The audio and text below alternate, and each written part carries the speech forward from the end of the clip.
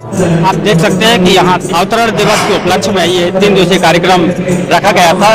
आज पूर्ण हो रहा है।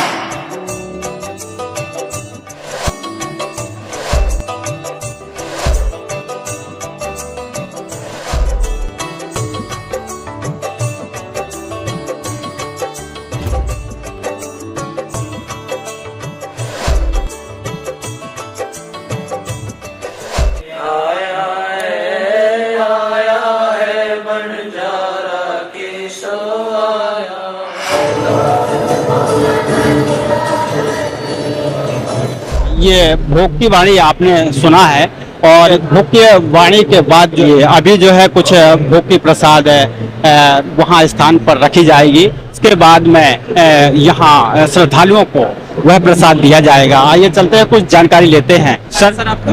जी, मेरा नाम जगदीश दास है। कहाँ से आए हैं? मैं एमपी जिला विदिशा तहसील सिरोंज से हूँ। आज कौन सा कार्यक्रम है? संत रामपाल जी महाराज का आज 74वां अवतरण दिवस है जी, जो कि प्रतिवर्ष मनाया जाता है। ऐसे साल में हमारे 6 समागम होते हैं लगभग। तो अभी जो लाइनों से जो गंजे वगैरह लाए गए हैं, इसमें क्या क्या कौन कौन सी प्रसाद रहती है? परमात्मा का भोग प्रसाद आता है, जैसे कि हलवाराम। ये परमात्मा का अमृत जल रास्ता में साफ करते हुए आते हैं। परमात्मा की अमरवाणी चलती है और ये भोग के लाने हलवा प्रसाद आपके सामने रखा हुआ है। ये प्रतिदिन 3 दिन अखंड पाठ चलता है, उसमें इसका भोग लगता है। जब ये प्रसाद आता है इस स्थान पर, तो शुरुआत कहाँ से होती है? यह प्रसाद जहाँ से बनता है हमारा, जैसे भंडारा गृह जिसे हम बोलते हैं, वहाँ से शुरुआत होती है।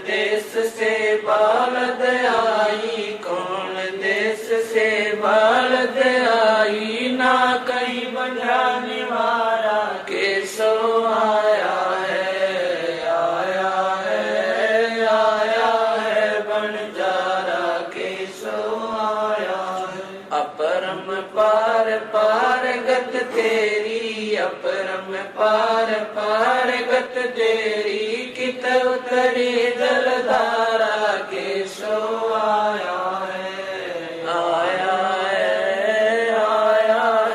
बंजारा। हमारे आश्रम में संत रामपाल जी महाराज का एक एक कार्य जो भी होता है, आप देख लीजिए, कोई सा भी साफ सफाई से लेकर के पूरी व्यवस्था परमात्मा की दया से बहुत ही क्लियरली होती है जी।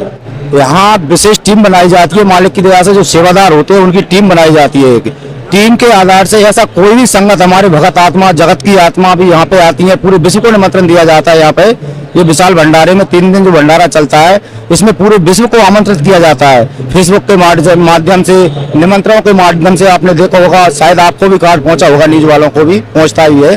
तो यहाँ व्यवस्था ना बिगड़े और सबको अपना एक भी भगत आत्मा या जगत की आत्मा प्रसाद वगैरह न रहा है, इसलिए वो व्यवस्थित अनुसार से सारे भगत आत्माओं को, जगत आत्माओं को प्रसाद वितरण किया जाता है।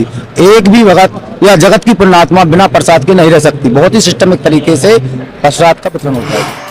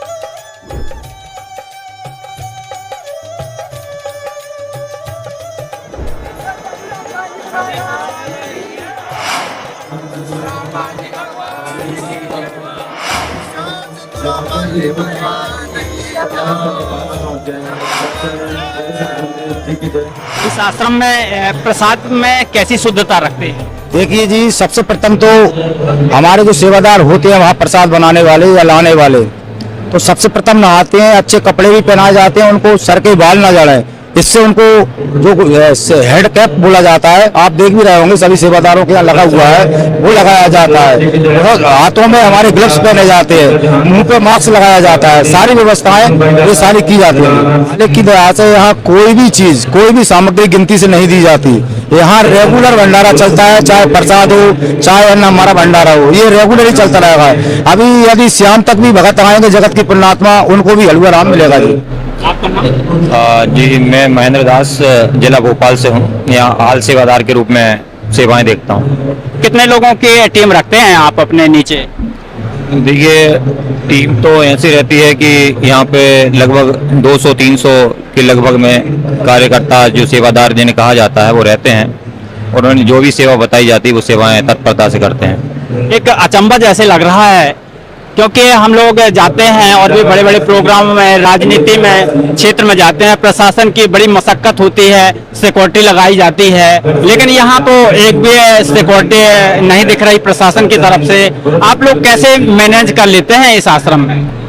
देखिए सर, यहाँ जो भी श्रद्धालु आते हैं या जो भी भक्तगण आते हैं, वो परमात्मा जी के ज्ञान को निरंतर आत्मसात करते हैं, क्योंकि संत रामपाल जी महाराज जो हमारे गुरुदेव हैं, उनके साधना चैनलों में सत्संग चलते हैं 7:30 बजे रात्रि डेली।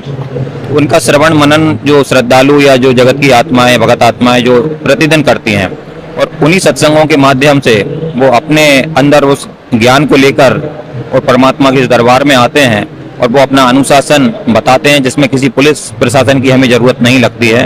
और सेवादार भी बस एक निमित्त मात्र होते हैं।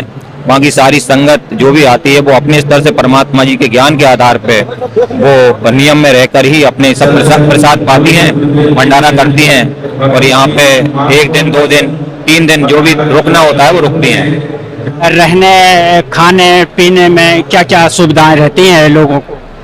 देखिए सर, जैसे कि दास 2014 से मालिक से उपदेश लिया हुआ है, मालिक ने दया की है दास से। जो दास पहले अन्य आश्रमों में गया है, सिंहस्थ कुंभों में भी गया है, घर भी त्याग किया है दास ने। वहाँ के जो विभिन्न आश्रमों की दास ने जो गतिविधियां देखी हैं, वो सारी शुल्क में निर्धारित होती है। वहाँ पे रहने के लिए, आपके लिए सोने के लिए, आपके लिए जो भी उपयोगी आपकी जो दिनचर्या की जो सामग्री है, वो सारी शुल्क पे वहाँ पे मिलती है। और उसकी अगर यहाँ बात की जाए तो यहाँ वो पूरी सामग्री, पूरा भंडारा, जितनी भी बार आपको लेना है, सब निःशुल्क प्रदान किया जाता है। कोई रुकने का आपको शुल्क नहीं लगता है। यहाँ रहने के लिए आपको रजाइयाँ मिलती हैं, सोने के लिए रजाइयाँ मिलती हैं, नहाने के लिए साबुन, तेल, सारी सामग्री, पेस्ट वगैरह सब कुछ आपको निःशुल्क दिया जाता है। यहाँ आके जो भी श्रद्धालु यहाँ आता है तो उसको एक अलग ही माहौल लगता है कि मैं यहाँ ऐसे कौन सी जगह पे आ गया हूँ, क्योंकि हम जगत के अंदर देखते हैं तो जगत में इस प्रकार का व्यवहार और इस प्रकार का मतलब जो कि यहाँ पे जो दिखाया जा रहा है, जो यहाँ पे जो सभी लोग इसका लाभ ले रहे हैं इस भंडारे का, ऐसा हमें अन्यत्र कहीं भी देखने को नहीं मिलता है। तो दास तो यही कहना चाहेगा कि यहाँ की जो सुविधाएं हैं वो मेरे को तो पूरे विश्व के अंदर या भारत के अंदर कहीं भी दिखाई नहीं देती हैं। आपके साथ कुछ लाभ वगैरह मिले क्या? देखिए सर, लाभ की तो ऐसी बात है कि हम जो साधना करते हैं, पहले भी साधना करी हमने काफी, क्योंकि ईश्वर पाने के लिए प्रत्येक आत्मा लालायित होती है और वो परमात्मा को पाने के लिए सभी प्रकार की कठिनाइयां उठाती है, जो कि हम लोग वेद से देख रहे हैं। लोग नंगे पैर जाते हैं, कोई दंडवत करते हुए जाते हैं, अपने शरीरों को रगड़ते जाते हैं, लेकिन उन सब के बावजूद भी उनको कुछ प्राप्त नहीं होता है। दास ने भी अपने घर को त्याग दिया था। एक समय आया था कि जब दास को परमात्मा प्राप्ति की काफी तड़प थी, तो वो परमात्मा प्राप्ति के लिए दास निकल गया था और सिंहस्थ कुंभ में पहुंच गया था अपने जीवन को समर्पित करने के लिए। लेकिन वहां भी जब वहां की गतिविधियां देखी, वहां के धर्म गुरुओं के सत्संग सुने, वहां के जो साधु संत हैं उनसे रूबरू हुआ दास। किस जगह पर गए थे आप? मैं 2007 के लगभग सिंहस्थ कुंभ में गया था और लगभग 1 महीने के अंतराल वहां पे रुका हुआ था। कौन से संत थे वहाँ? देखिए, वहाँ पे संत आसाराम बापू थे, जो कि मुख्य धारा में उनसे दास उस समय जुड़ा हुआ था। मंत्र ले लिया था आपने? जी, दास उस समय 2003 से उनसे नाम उपदेशी था और उनके सभी कार्यक्रम अटेंड करता था, चाहे वो गुजरात हो, अहमदाबाद हो, कहीं भी हो, कोई भी कार्यक्रम दास नहीं छोड़ता था। तो वहां पे उसी अंतर्गत दास अपने जीवन को समर्पित करने के लिए उनके आश्रम में कि मुझे ईश्वर प्राप्ति हो जाएगी, तो मैं वो सिंहस्थ कुंभ में गया था। वहां पे उन आसाराम बापू का भी एक मतलब बड़ा आयोजन किया हुआ था उन्होंने। वो उसी अंतराल पे मैं 23 दिन के लगभग वहां रुका था, और उसी अंतराल में वहां पे अपने देवी की नंदन जी और भी जो बड़े बड़े धर्मगुरु हैं, जो कि मतलब काफी जिनका नाम प्रचार प्रसार किया जाता है, उस सभी उनके साधु सन्यासियों के बड़े बड़े पंडाल लगे हुए थे। तो वहां पे सबका अवलोकन किया दास ने, सबसे रूबरू हुआ।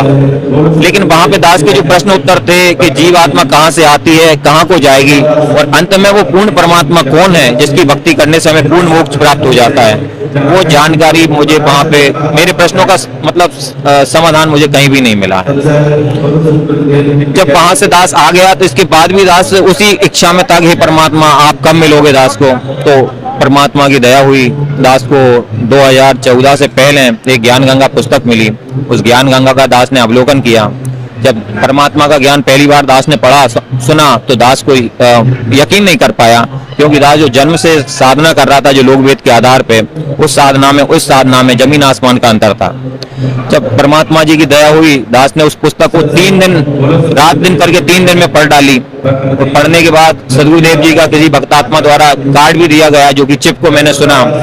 तो जब मैंने अवलोकन किया, जो मैं पुराने धर्मगुरुओं से जुड़ा हुआ था उनका और हमारे सदगुरुदेव जी संत रामपाल जी महाराज का जो ज्ञान था, तो मुझे ये समझिए कि उन अन्य धर्म गुरुओं का ज्ञान सुनने के लिए किसी भी प्रकार से फिर अंतर मन ने प्रेरणा नहीं करी, और मैंने फिर उनका ज्ञान सुनना बंद कर दिया। और संत रामपाल जी महाराज ने जो वेद के आधार पे, जो गीता के आधार पे जो बताया, उस ज्ञान को मैंने मिलाया। गीता प्रेस गोरखपुर में टेलीविजन पे जो उनका सत्संग आया, उसको मैंने मिलाया, सुना। पुराने धर्मगुरुओं की जो सीढ़ियां थी उनका अवलोकन किया, मिलाया। लेकिन जब परमात्मा जी के ज्ञान से मैं रूबरू हुआ तो मेरे पैरों तले से जमीन निकल गई कि मेरा इतना समय मैंने व्यर्थ ही खो दिया। और यहाँ वहाँ मैंने जो पुराने धर्मगुरु थे उनके आधार पे निर्जला एकादशियां की और अन्य कई प्रकार की साधनाएं की जो कठोर से कठोर होती हैं। तो जब 2014 में दास परमात्मा की शरण में आया तो परमात्मा ने दास में दया करी और नित्य निरंतर ऐसे अनुभव और चमत्कार दास को परमात्मा जी ने दिखाए। जब दास संत आसाराम जी बापू से जुड़ा था, उस समय दास के घर में भी भगतमती और दास में मतलब नेगेटिव पॉइंट बहुत ज्यादा थे। दास का मन भी ऐसा होता था कि अपने जीवन को समाप्त कर दूं किसी प्रकार से। उस साधना बहुत करता था, 3-3 टाइम उस साधना को सुबह उठ के, दोपहर में, शाम को निरंतर करता रहता था। लेकिन जब संत रामपाल जी महाराज से नाम उपदेश लिया दास ने, तो उस समय दास ने जब नाम उपदेश लिया, सदगुरुदेव जी ने ऐसी दया करी दास के ऊपर कि उन मंत्रों को जाप करने से दास के वो जो नेगेटिव पॉइंट थे घर परिवार जो भगतमती और दास के अंदर के, वो प्लस पॉइंट में परिवर्तित हो गए। और दास का मन परमात्मा जी के ज्ञान आधार से परमात्मा जी की भक्ति में लगा और सारे घर परिवार के सभी लोग मतलब जो नेगेटिव में जाते थे, दास को कुछ बोलते थे, जो नेगेटिव पॉइंट निकलते थे, वो सब प्लस पॉइंट में तब्दील हो गए। जो हमारे सदगुरुदेव जी संत रामपाल जी महाराज हैं, ये कबीर साहब के अवतार हैं, जो कि 620 वर्ष पहले कबीर साहब आए थे। उन्होंने जो लीलाएं की, जो ताना वाना उन्होंने बुना, जो जलाए की भूमिका निभाई, वही भूमिका आज संत रामपाल जी महाराज के रूप में आके यहाँ पे निभा रहे हैं और सारे जगत को अपनी ट्रू ऑफ वर्शिप के विषय में जानकारी दे रहे हैं कि आपकी जो सत्य साधना है, जो आपका आदि सनातन है, उसको आप भूल चुके हो। क्योंकि हमारे जो धर्म गुरु हैं, जिन्होंने अभी तक ज्ञान हम सबको परोसा है या हम सबको दिखाया है, उस ज्ञान में कहीं भी उस पूर्ण ज्ञान की बात कहीं से कहीं तक नहीं है। सारे लोक वेद के आधार पे उनकी वाणियां हैं, जो भी वो अपने मतलब जो भी चलते हैं वो लोक वेद के आधार पे वो बताते हैं। धर्मगुरु जो जगत के होते हैं, तो उनसे क्या है, सारा समाज एक तय समय सीमा होती है कि हम किसको कितना बता रहे हैं। जब एक आखिरी सीमा में जब उसको लाभ नहीं मिलता है उन साधनाओं को करते करते, तो वो हताश निराश हो जाता है। और जब हमारे सदगुरुदेव जी का उस तक संदेश पहुंचता है या SMS के माध्यम से जो पुस्तकें पहुंचाई जाती हैं, वो जब वो पढ़ते हैं, निःशुल्क पुस्तकें जो होती हैं हमारी यहाँ से, तो जब उन पुस्तकों को वो पढ़ता है तो वो यहाँ आने के लिए तत्पर हो जाता है। और यहाँ आके जब उस ज्ञान आधार पे वो सारी व्यवस्थाएं देखता है, यहाँ के ज्ञान को वो समझता है, सुनता है। यहाँ पे सारा वेद प्रमाणित, गीता प्रमाणित जो ज्ञान होता है, 6 पुराण 18 उपनिषद, 4 वेद और गीता के आधार पे हमारा जो मालिक ज्ञान देते हैं यहाँ पे, जब वो उसको आत्मसात करता है वो आत्मविभोर हो जाता है और यहाँ से नाम दीक्षा लेके अपने नए जीवन की शुरुआत करता है। आपके कार्यक्रम काफी देख करके लोगों में कुछ रुचि बढ़ती है, जन चर्चा का विषय बना हुआ है। वो लोग अगर कुछ यहाँ आना चाहते हैं इस आश्रम में तो कैसे सुविधा उन्हें मिल सकती है आपके माध्यम से? देखिए सर, यहाँ पे सभी लोगों के लिए समान सुविधाएं निर्धारित परमात्मा जी के आदेश अनुसार की जाती हैं। जो हमारे सदगुरुदेव जी हैं, यहाँ पे कोई भी बड़ा छोटा नहीं माना जाता है। यहाँ पे प्रत्येक श्रद्धालु जो भी बाहर से आते हैं उनके लिए सारी सुविधाएं मुहैया कराई जाती हैं, ताकि उनको ऐसा नहीं लगे कि हम किसी अन्यंत्र या नई जगह पे आए हैं। उनको यहाँ के लोगों में जब वो आके मिलते हैं, यहाँ के भक्तजनों से वो मिलते हैं आके, तो उनको ऐसा लगता है कि हम एक हमारे परिवार में आ गए हैं और वो बहुत प्रसन्न होकर यहाँ से जाते हैं और अगली बार भी आने के लिए वो तत्पर रहते हैं कि हमें फिर से आप संदेश देना, ताकि हम पुनः इस मालिक के समागम में फिर से हम आ पाएं। सर, इस आश्रम की व्यवस्था आपने बताई, प्रसाद कैसे वितरण होता है वो बताई, यहाँ की शुद्धता बताई, तो लोगों के लिए कुछ संदेश क्या देंगे जो अभी तक यहाँ पर नहीं आए? ठीक सर, संदेश तो क्या, हम प्रार्थना कर सकते हैं लोगों से, क्योंकि परमात्मा जी का जो सत्संग आता है 7:30 बजे साधना टीवी पे, हम लोगों से यही प्रार्थना करेंगे कि जो जनमानस आपकी इस न्यूज को देखें तो इस न्यूज के माध्यम से हमारे सदगुरुदेव संत रामपाल जी महाराज के जो गीता, वेद और 18 पुराण, 6 शास्त्र के आधार पर जो सत्संग आते हैं उनसे रूबरू जरूर हों। क्योंकि जो आज तक जो धर्मगुरु हमें बता रहे हैं, 12 मंत्र बता रहे हैं, पंचाक्षर मंत्र बता रहे हैं, इन मंत्रों का कहीं भी गीता में या हमारे वेदों में उनका अवलोकन नहीं किया गया है, उनको नहीं लिखा गया है। और जिन मंत्रों को जो धर्मगुरुओं ने बताया मनमाने आचरण से, उन मंत्रों का उच्चारण करते करते हमारा जीवन निकल जाता है। ना तो हमें लौकिक लाभ प्राप्त होते हैं, न हमें भौतिक लाभ प्राप्त होते हैं, न हमें आध्यात्मिक लाभ प्राप्त होते हैं। लेकिन संत रामपाल जी महाराज का जो ज्ञान है जनमानस को सुनना चाहिए। जो संत रामपाल जी महाराज भक्ति साधना देते हैं, ये पूरे वेद प्रमाणित साधना है। इस साधना को करने से हमारे जीवन में निरंतर घटनाएं घटित होती हैं, जो कि हमारे लिए सुखमय होती हैं। तो दास इतना ही कहना चाहेगा कि परमात्मा जी का जो ज्ञान है, जो सदगुरु संत रामपाल जी महाराज धरा पे आए हुए हैं, ये कबीर साहिब के अवतार हैं। और समय रहते अगर हमने सदगुरुदेव जी से नाम उपदेश ले लिया तो हमारे मोक्ष में किसी भी प्रकार का संशय नहीं है। बहुत बहुत धन्यवाद सर, नमस्कार। हाँ, नमस्कार।